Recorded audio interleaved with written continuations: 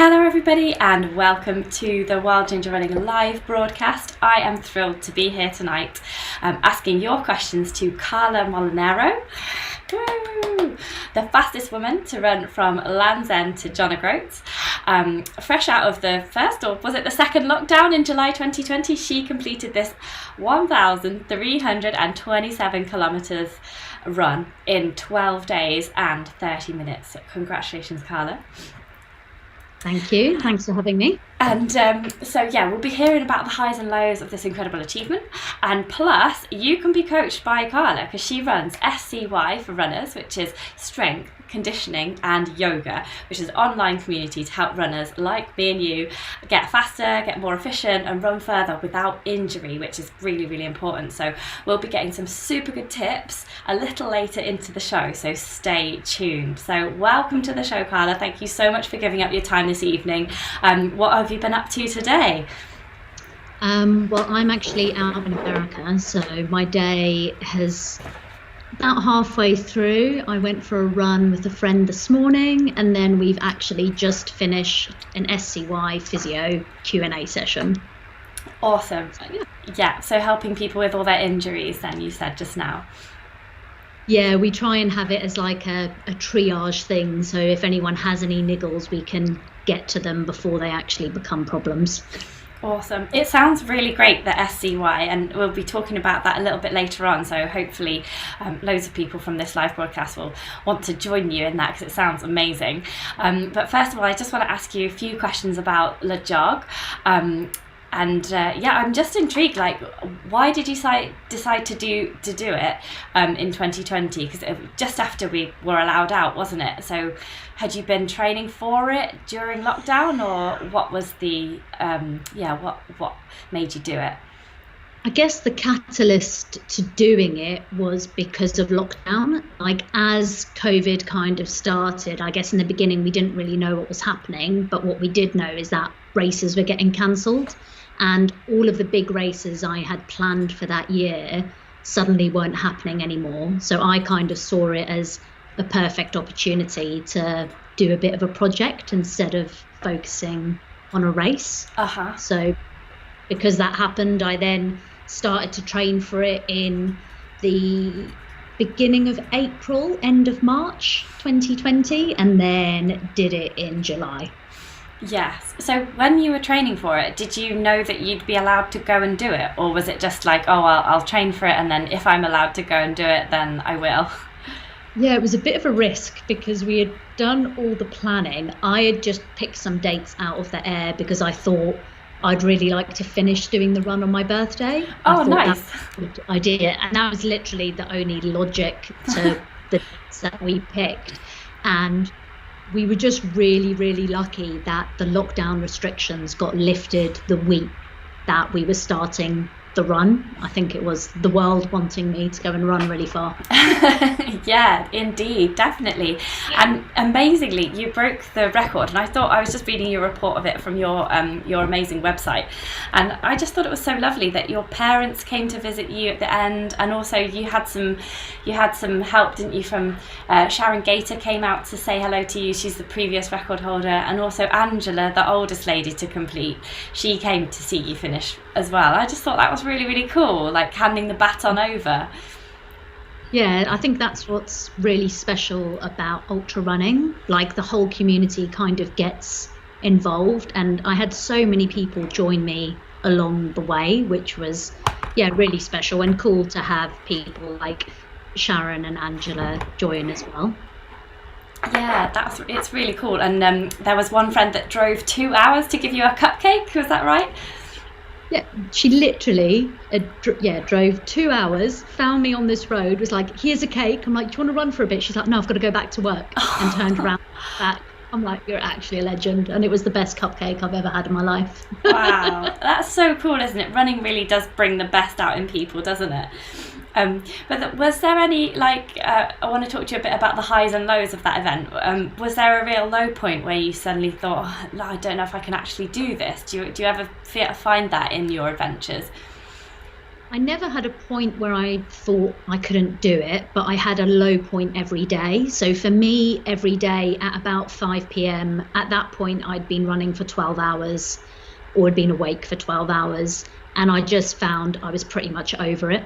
And I still had we were going till 10 o'clock at night.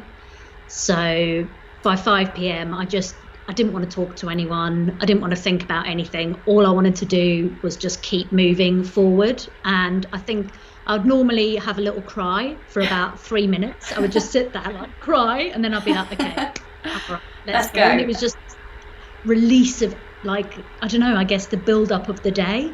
But yeah, that cry and not speaking to anyone pretty much in the evening was like the low point in my day. And it was really interesting because another guy, Dan, he did it a couple of weeks after me, and his low point was at the start of every day. And was kind of opposite to what I was. Oh, that's interesting. Oh yeah, Dan from the Rerun Clothing, Dan Dawson.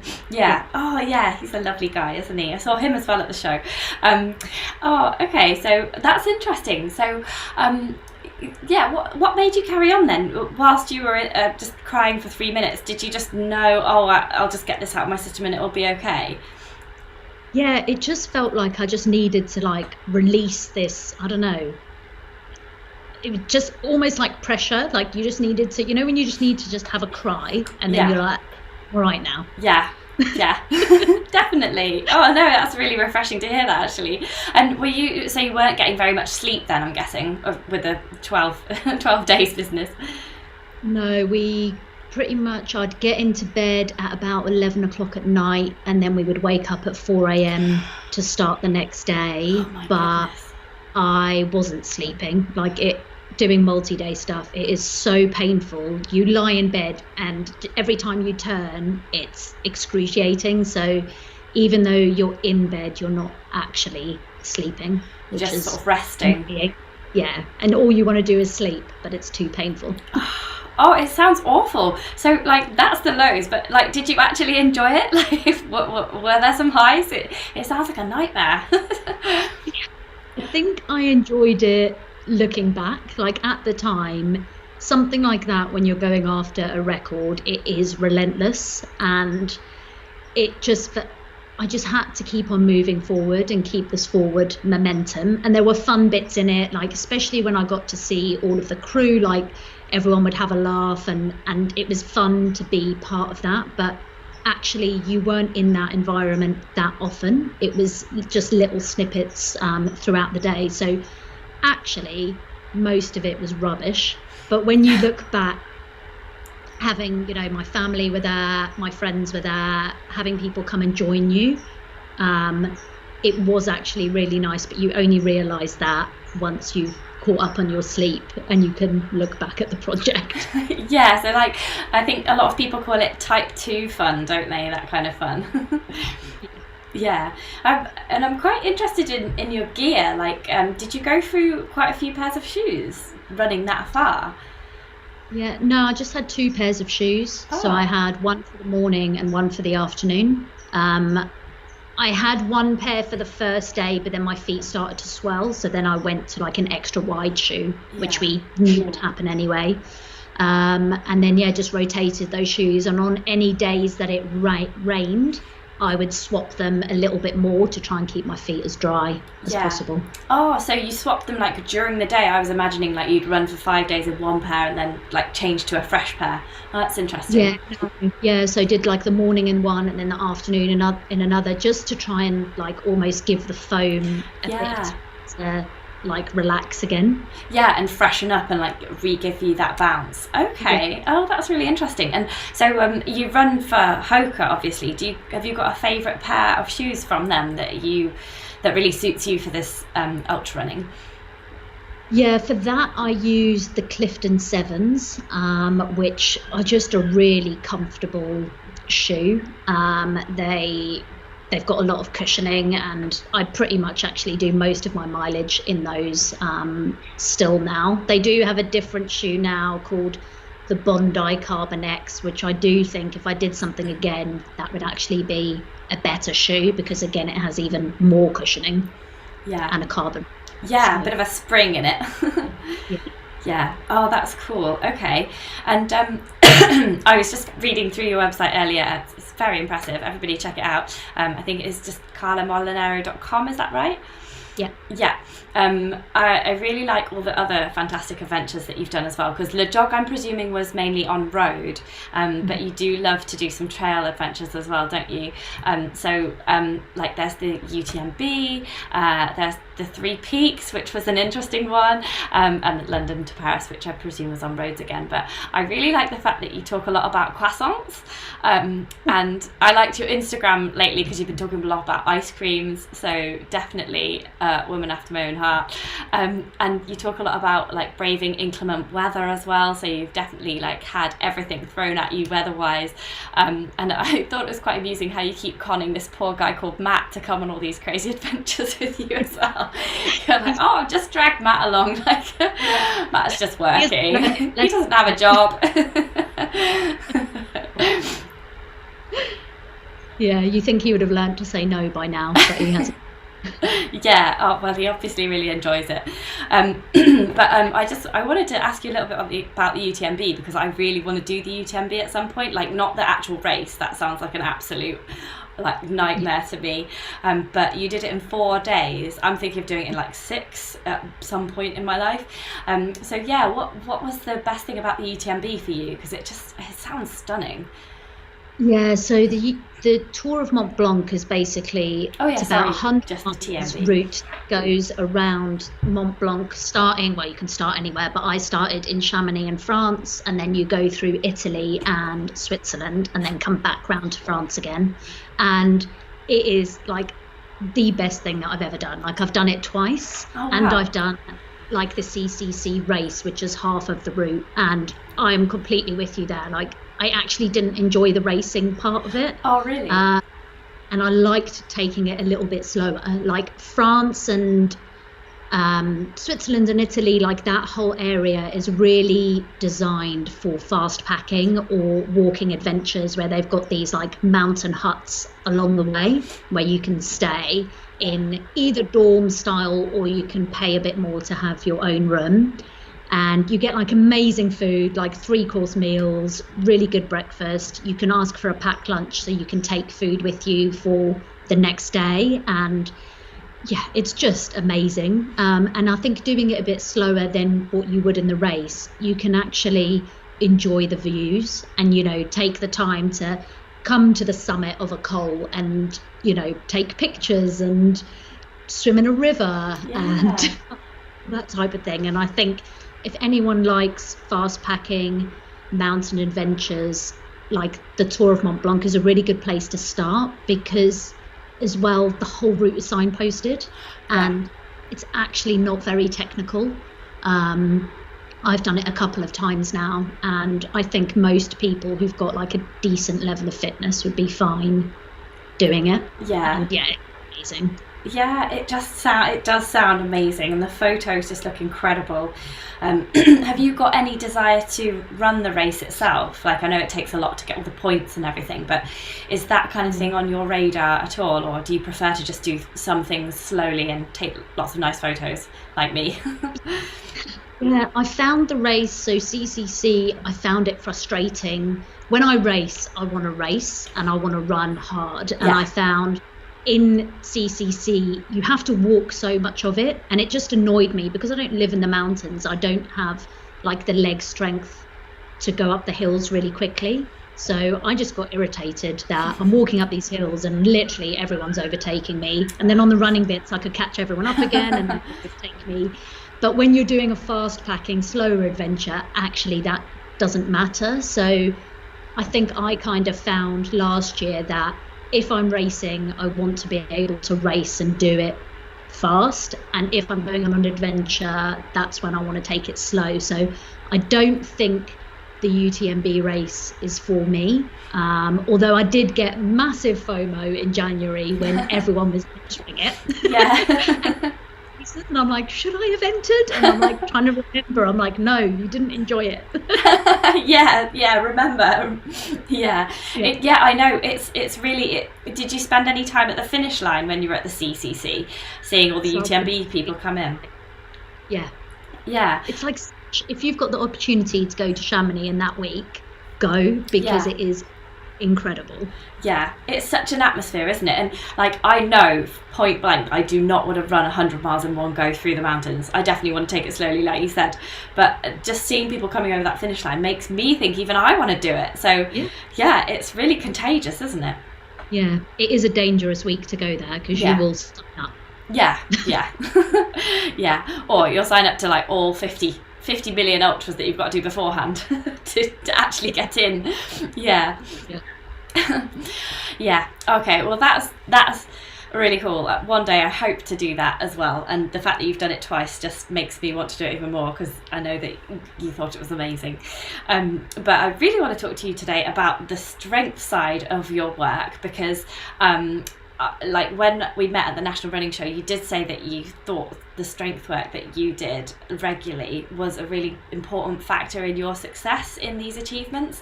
And I've been, since talking to you at the show, I have been actually doing strength and conditioning work. I've worked in the running industry for like 17 years now, and every top coach, top athlete you say, what's the one thing that you do? And they say, start slowly in a race and do strength work. And I've literally never listened to any of them, but for some reason I've listened to you, and I'm doing strength work. Like a couple of, I did 5 minutes earlier today before picking Finley up from nursery, and I filmed it, and I'm going to put it on Instagram tomorrow to show you that I actually did it and to prove to you that I did it.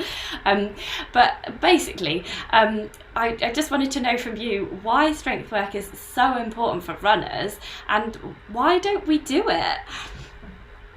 Yeah, I think, like, why don't we do it, I find really interesting, because I've had so many runners come to me, like, when they're injured and when they have niggles and they can't run, they're like distraught, and it's like their world has ended. And then they'll do the rehab to get better, but as soon as they're better again, they'll just stop doing strength. Where if they just did a little bit of strength, it doesn't have to be a lot, just a little bit every week, and be consistent in it, you're going to keep those niggles away, and you're going to be able to keep on running, longer without getting injured. So for me, it's a bit baffling. Like, you can literally do something to stop you getting injured. Yeah. So I don't know why we're in this like backward circle of it. And for me, I find it really beneficial, like, 2 main reasons. One, I think doing like the strength conditioning yoga stuff gives you an awareness of your body. So when we're running, we're doing everything in one plane of motion. And with like the SCY stuff that I do, we move in different ways. And I think sometimes you're like, oh, actually, when I move that way, that muscle's a little bit tight, or that feels a little bit weird. And it can make you actually fix it before it becomes a problem, because it gives you that awareness of how your body moves and where things are tight and where things are a little bit sore, or even like, well, actually, I think I need a sports massage because doing that exercise, my shins are a little bit tight. So having that body awareness, and then just making you stronger. Again, when we're running, everything is in one movement, and when we run, everything is done on one leg. So doing strength stuff where we like fire up all those little muscles in our feet and do a lot of single leg work will just make you stronger and make you run better. And it doesn't, I think a lot of people are intimidated by it because you don't know where to start. It can be a little bit overwhelming. You're like, oh my God, like, what do I do? Yeah. And also they think that they have to do loads, and you don't. Like I do with everyone in my group, we do 30 minutes of strength and 30 minutes of yoga a week. You can break that up like you did into 5-minute chunks, a little bit every day, or you can do it in one go. And I really don't think you need to do a lot more than that if you're consistent and you just do it every week. Yeah. So I was just going to say that was going to be my next question. How long should you do it for, and how often? So like you could even just do 10 minutes a day, couldn't you? I mean, who doesn't have 10 minutes in their day? Like, you've got to sort your life out if you haven't got 10 minutes in your day to focus on yourself. Yeah. So with the strength and conditioning, we typically do 3 rounds of the exercises. So I say to everyone, either you do it all in one go, that's your 30 minutes, it's done. Normally bolt it onto the back of a run. So have all your equipment there, go for your run, come back and do it, so you don't have time to procrastinate and get out of it. Yeah. Or break it down into 3 rounds and do one on a Monday, one on a Wednesday, one on a Friday. That's 10 minutes each, and that's, I think, really manageable to fit that into your week. Yeah, I was always told that you should do the strength work before your run, because otherwise you might be tired and do the strength work like wrong, or recruit the wrong muscles, or recruit tired muscles or something. What are your thoughts on that? So I think everyone's a little bit different, and you've got to kind of play around a little bit. I tend to do it on my easy days and after a run, mainly because I'm then warm, my muscles are ready, and I can go into a strength session. Some people might tend to do it on days where they have their interval sessions, so they keep their hard days hard. Okay. But in that case, you would always do intervals first and your strength afterwards, just because otherwise your legs are going to be so tired going into an interval session. That one's going to be a little bit rubbish, where you can focus more on your form and slow things down in a strength session. Oh, I see. Yeah, and some people do prefer to do it before an easy run, so you are activating your muscles and getting yourself ready. And I don't think there's any right or wrong. I think just play around with it and figure out what works for you. If you feel like it activates everything and makes you run better before, if you do it afterwards, if you want it on a hard day to make everything hard. I don't think it really matters that much as you do it. Yeah, I think I'm going to do it on my day when I don't run, like run Tuesdays, Thursdays, do strength on a Wednesday. And I've just found a circuits class on a Wednesday that I can do after dropping Finley off from nursery, so that sounds like a good idea to me. And I've got a couple of questions from my patrons. Patrons are the people that support Wild Ginger Running YouTube channel, so they get priority questioning. First of all, I do want to read out this comment from Hannah, who is a big fan of yours already. So just to make you feel happy, Hannah Neal says, I've actually joined Carla's SCY in the hope that paying for it makes me do it. Because I'm a bit hit and miss, but it's better than nothing. She struggles to find the time, like another patron, Jenny, who I'll ask you a question about in a minute. And she's got this big race, the Spine Challenger, coming up, so that's scaring her into doing more. And she says she often ends up doing a session in the front room in front of her kids, and they laugh at her balance because there's a lot of single leg stuff, like you were saying. So she says she's sure she'll improve if she keeps at it. But yeah, I just thought we should give Hannah a round of applause for doing it in front of her kids, because that sounds embarrassing. Well done, Hannah. Thanks, Hannah. And you do wobble and fall, but we all wobble and fall, and the only way to get better is to practice. Exactly. And a little bit later on, I'll just ask you your top 3 most vital moves. But before that, I just want to ask Jenny's question. She wants to know how to fit strength training into a busy life. She's got work, family, running. She just struggles to make it a priority, because whenever she gets some precious free time, she just wants to run. So I suppose you've answered that question sort of beforehand, but what would you say to Jenny personally? Yeah, so either bolting it onto a run. So, I think if your run, one of your easy runs is 40 minutes, maybe take that run down a little bit if time is a struggle, and make it a 20-minute run, and then do 20 minutes of strength on the end. So yes, you're still getting a little bit of that run in, so you're getting those running endorphins, which we all love, and that bit of fresh air, and then a little bit of strength in there as well.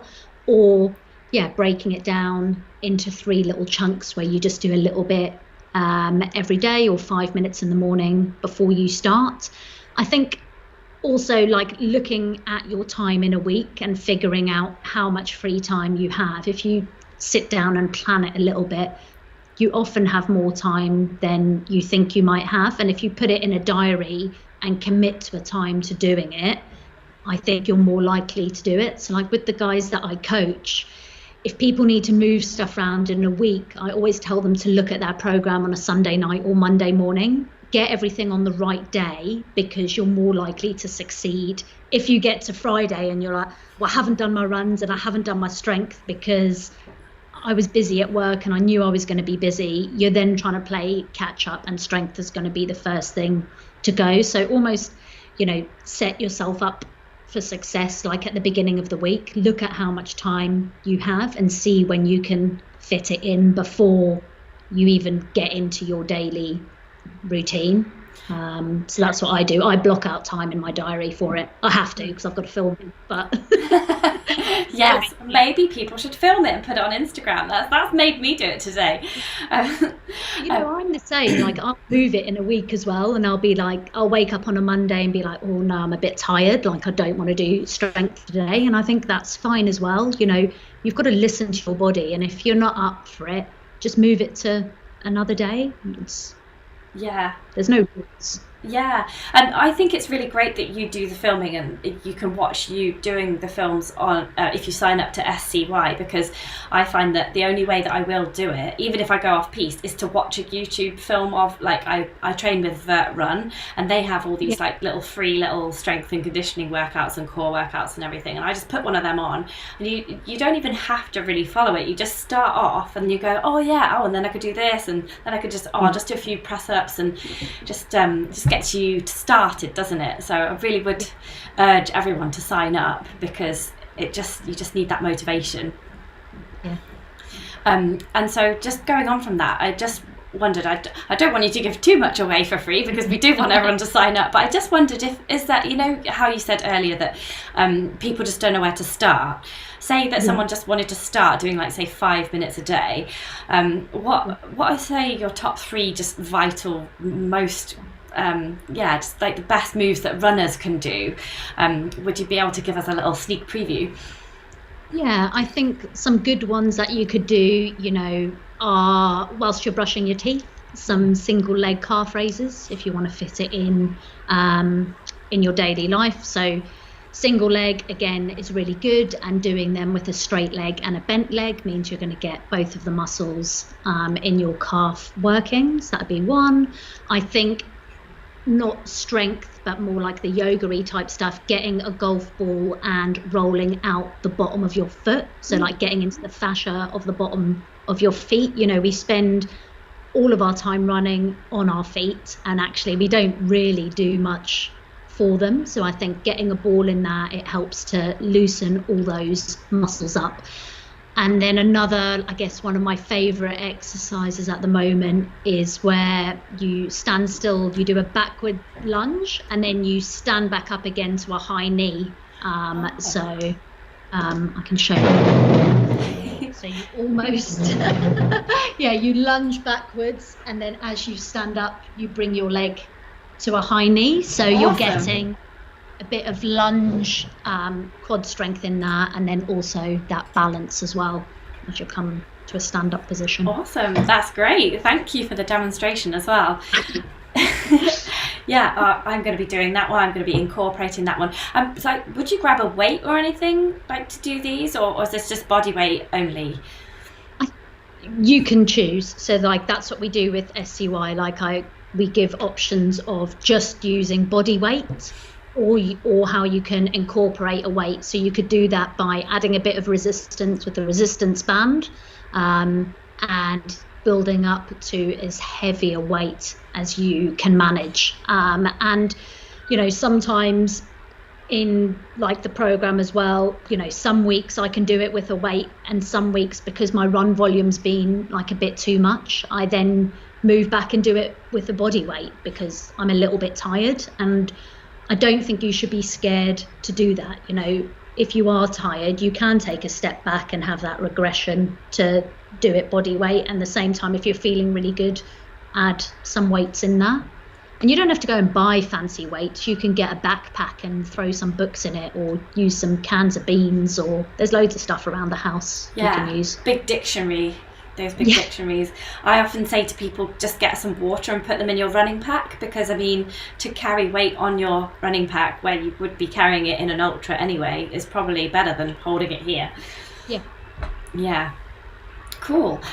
We've got some questions on the live chat actually. So I might just read a few out, and then we've got another Patreon question as well. We've got people from all over the world watching tonight. I'll just read out a couple of comments just so that you can get a sense of the live viewers. I can't pronounce this person's name because they're from Ireland. So if anybody knows how to pronounce this name, I'm going to make a total hash of it now. It's Beepin. It's probably Siobhan or something. Hello from Ireland. I'm really sorry for completely pronouncing your name wrong, but there's a great question from this person. They say, what about mobility? Is this something else that we should be doing? And like, how would you fit that in with your running and strength sessions? Yeah, so mobility is another big part of our program. So my program is strength, conditioning and yoga. So the yoga is basically mobility. I've basically invented my own type of yoga, which is yoga for people that can't touch their toes, me included. Actually, as a runner, like, you need tension in your muscles, and we don't want to be able to get our leg and wrap it around our head and like bounce. Like, that's not. Yeah, that's actually the only thing I can do. But you need mobility around the joints that you use. So yeah, we do 30 minutes of strength and 30 minutes of yoga / mobility a week. And in that mobility session, you know, doing things like getting that ball and rolling out your feet, standing on one leg with your eyes closed, getting all those little muscles fired up in your feet and your legs, working a lot on balance, quad stretches, hip stretches, all that type of stuff. So yeah, I think that they're interlinked, and I do think that you need a little bit of both in your weekly routine. Yeah, so there's like the strength part, the balance part, and then like the flexibility type part. Yeah, and I suppose you work everything. Even if you're going to do a strength exercise, you're still working on your balance whilst you do that lunge, aren't you? So especially if you've got some weight on you. Yeah. Well, that is a great question. And this person, I don't know if it's a man or a woman, but they've put, it's pronounced Bavine. So we've all learned something here today, as well as the strength work. Bavine, that's a lovely name. That's cool. Okay, so thank you for your question, Bavine. There's Chris Williams is here in wet Wales, and also Richard, who is watching from Portugal, which is exciting. So he wants to know a bit more about calves and hamstrings, and that just ties in with another question that we've got from a patron here that I'll just get up. So Emma Morton, she wanted to know what exercises would be good for her hamstrings. So I think she might be injured because she says she's tearing her hair out with inactivity, and even her husband is keeping out of her way. So I think we ought to answer this question with some urgency. Yeah, sorry to hear that you're having some problems, Emma. But yeah, what exercises are good for hamstrings? She doesn't say whether they're tight or whether they're just injured. But yeah, maybe we can just answer the question very generally. Yeah, so a couple of my favourite hamstring exercises at the moment. So one, you can either get a Swiss ball or a sofa. You put one of your legs up on it and you're lying down on the floor. And then if you raise your bum up, you're kind of in a glute bridge. But then if you raise and lower your hips, you're then working pretty much your whole posterior chain. So your hamstrings, your glutes, a little bit of your lower back. And that is a really great hamstring exercise. Probably start off with something static like a chair or a sofa to put your foot on, and then move up to a Swiss ball, because it's a little bit unstable, so it makes it a little bit harder. And the same with the Swiss ball, you can place your feet on it and roll it away and roll it back towards you. And another great one is if you lie on the floor, if you get some like a tea towel or something, if you've got a slippy floor, or if you've got a carpet, you can use like the shiny side of a cereal box.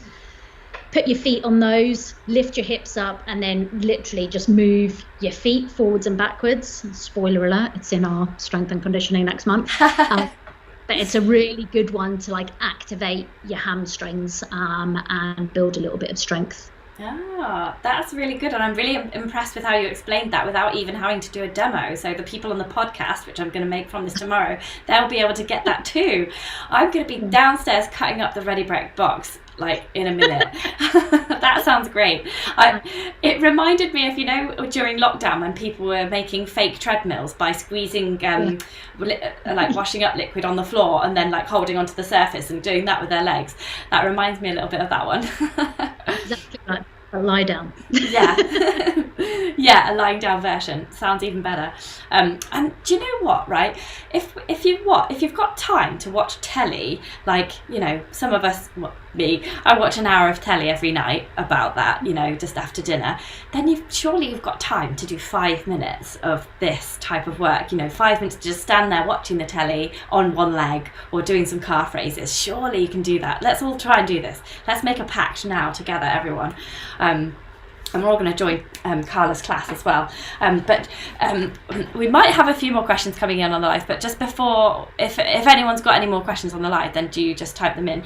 But I just wanted to ask you, do you have a favourite exercise and a least favourite exercise yourself? Like, is there something you really dread doing? I hate the plank personally.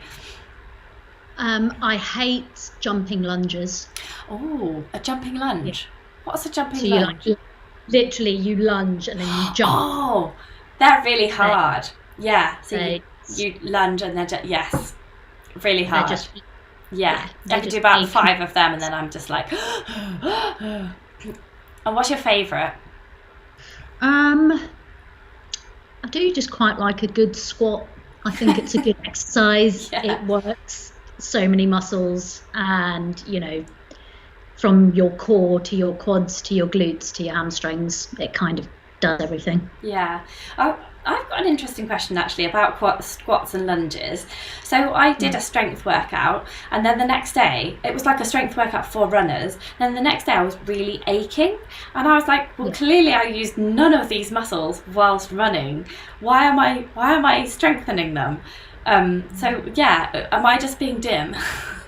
So you will be using them when you're running, but when we're doing it in like strength and conditioning, you're going into a bigger range of the movement. Oh. So, you know, when we run, we land on one leg, you go down a little bit and you push off. But when we squat in a gym, we're going all the way down through our full range of motion and engaging more of the muscle fibers. So by engaging more of them, we will get more of them fired up. So actually, when you go and run the next time, more will be recruited when you go and run. So that's also a good reason to do strength, to recruit more muscle fibers. But yeah, don't be worried if the first couple of times that you do strength, you wake up and you feel like you've been attacked by a bat. Yeah. Because that is like, and that like, it's called DOMS, like delayed set of muscle soreness. The more you do it, the better it gets. I promise. Yes. Okay. Okay, I'll continue then. I was just like, but why am I exercising these muscles? I'm clearly not using them to run, so I don't need them at all. Let's just get rid of them. But no, that makes total sense now. And John Gardner agrees. He says that the only thing that's helped him run injury-free is weight training. So yeah, the proof is in the pudding there. Thank you, John. So yeah, let's just do some quick fire questions to wake you up. Beer or wine? Oh, neither. Oh, interesting. Apple juice. Apple juice, a good choice. So cider for you. This is going to be a hard one for you. Croissant or ice cream? If I'm in France, a croissant. In America at the moment, ice cream, because everyone says that they can make croissants, but unless you're French, you can't. Oh, very good. Agreed. A road or trail for running? Oh, that's tough. Trail at the moment. Cool. That is the right answer for this channel. Well done. Book or audiobook? Book. Interesting also. So then podcast or TV? Oh, bit of both. I can't choose both, can I? No, you can have both. Gogglebox or Gardener's World? Gogglebox. Yay! I love Gogglebox. And those were all the quickfire questions I could think of. But that leads me to another question. Like, what do you do when you're not running? Do you have any other hobbies, or does running consume your entire life? It consumes quite a lot of it, but I do like to read. So yeah, just read, but books that are like not related to running or sport at all. Like I like, fiction, Cool. random books, and yeah, movies and watching TV. I'm just really sad that last night I finished Bridgerton, and I've been Second series. Yeah, it's so good. Oh, I haven't started it yet. I've been good and like gone to bed early. And it was amazing, wasn't it? And what's the latest non-running book that you've read? This is really bad. I can't actually remember what it's called because I read them on the Kindle and you forget what you're reading. But yeah, you haven't got the cover, have you? Because so it doesn't stick in your mind as much. But one of the favourite books I've read in the past couple of months is a book called The Night Circus, which is Put that down. really, really good book. I read it in about a day. Cool. Oh, that sounds great. I'll make a note of that then, because sometimes when you're a runner, you're really into things, sometimes you just want something that's not running, don't you, to take your mind off things, because we can get a bit obsessive, can't we? Okay, cool. That's an interesting insight into your life as well as the running. Just a couple more questions. What is next for you? Have you got any exciting adventures on the horizon for this spring, summer, or like any bucket list races that you really want to do? Like, are you like hiding a secret Barkley marathons desire? I mean, Barkley I really want to do because because I want to understand like why it's so difficult. Oh, I can understand why. I just watched the film. I know, but I think because you don't really get to see what the course and the terrain is like I just want to know why it's so hard, because basically you can't finish it, and I want to know why you can't finish it. So that's kind of why I'm intrigued by that. But at the moment I'm training for a race called Canyons 100K, which is in 3.5 weeks out in America. Oh, cool. Yeah, I DNF'd at that race last year, so I'm here to redeem myself this year. I will go to that finish line. Yeah. And then I've got Comrades Ultra in August. So that's pretty much this year. Yeah, awesome. So you just choose like a couple of big ones each year and peak throughout the year. Ah, fantastic. Bit of both. Yeah. And do you ever because there's lots of really nice multi-day ultras in the UK now, like the Cape Wrath Ultra, the Dragon's Back, and there's the Northern Traverse as well, which is like a 1-day thing, but it's might take a couple of days. Do you ever fancy doing anything like that, or do you prefer to do your own sort of FKT style runs? Yeah, no, I love multi-day racing as well, and I'm actually going to go and do Ultra X Jordan. I know it's not in the UK, cool. In Jordan in October as a bit of a fun thing to do at the end of the season. Like, I'm not really bothered about racing it, but I think it'll be fun to just actually mainly going because you get no phone signal for a week, so no one can contact me for a week, which I'm going to enjoy. That will be fun. And you stay in tents with other people, and I think it will just be a really cool thing to do. So yeah, that's the multi-day for this year. Cool. Oh, it sounds awesome. It sounds like you've got a brilliant 2022 ahead of you. I nearly said 2021 then. Where has the time gone? You sound like you've got a brilliant year ahead of you. I just read these 2 comments out, and then we could finish up. Chris Williams said, after he snapped his cruciate ligament, his physio told him to do the standing on one leg thing, and although it was hard to start off with, now it's second nature to him, so I'm guessing he's on his one leg right now. I'll be disappointed if you're not doing that right now, Chris. And then Bavine says that they second The Night Circus, great book, so there we go. I shall look it up. Brilliant. That's really fantastic. How do people find out more about how to get into your SCY club, and like follow you? How can people follow your progress over the next year and forevermore? Yeah, so SCY you can just find on my website, which is carlamolinaro.com/SCY, or the info is there. If you want to know, if you've got any other questions, just ping me an email. There's a link on the website where you can do that. And then to follow the adventures, Instagram is probably the best bet. Put up little videos and stuff on there, and that is just Carla Molinaro. And I'm dipping my toe into your world of YouTube. So I've made my first video this week, which was about like the beginning of my canyons training, which is the race next month. Cool. And I'm going to do some video, and I think that's just Carla Molinaro on YouTube. Oh, fantastic. I'll have to give you a follow on there. That's really exciting. So is that's not going to be like exercises and stuff, that's like about your personal journey, so people can find out more about you as an athlete? Pardon, what was that? Sorry, so the YouTube stuff, that's going to be about your personal journey, finding out more about you as an athlete. Great. Oh, that's awesome. Yes. I don't think there's enough women runners and women ultra runners on YouTube, so that's fantastic. All the other YouTubers are all guys, so that's fantastic that you're joining us. Yes, welcome to the YouTube crew.